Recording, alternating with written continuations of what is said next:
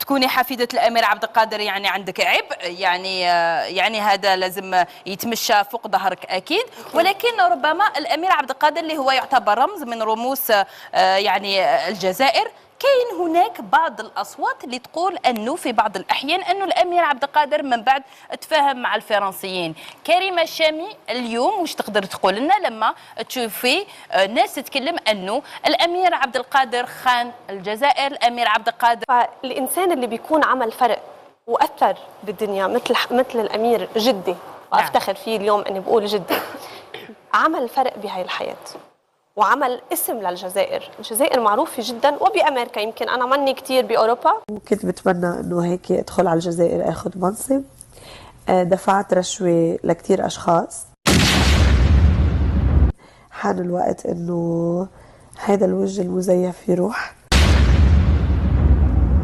دفعت رشوة لكتير أشخاص. سأصدم الجزائريين للأسف هو الحمار البغل.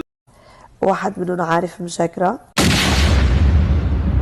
الإنسان اللي بيكون عمل فرق وأثر بالدنيا مثل الأمير جدي، وأفتخر فيه اليوم أني بقول جدي. احبس يا أخويا، قمتيني هادشي مجهد عندك يا أخويا، مجهد يا أخويا هادشي. مثلا نتعاشروا مزيان ونحكوا مع بعضياتنا ونحكي لك على شي مغربات تبقى غير حل فمك. بحال الزعما. كنت عملت تصريح أنه أنا حفيدة الأمير عبد القادر الجزائري، لكن الحقيقة والواقع أنه أنا لست حفيدته ولا حتى بعرفه. كتعرف مارادونا؟ مالو مسكين؟ مسكين هذاك هو ولد خالتي هذا. أحمل جنسيات مختلفة، لكن أحببت أن أتي إلى الجزائر لأنها تربة خصبة، وكنت بتمنى أنه هيك أدخل على الجزائر أخذ منصب. مرحبا بكم، داركم ادخلوا بصفاتكم.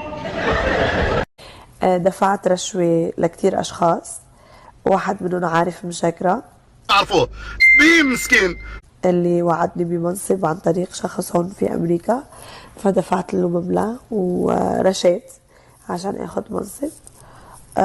وكانت محاولات كتير، ولكن حان الوقت إنه هذا الوجه المزيف يروح وإنه تعرفوا هاي الحقيقة.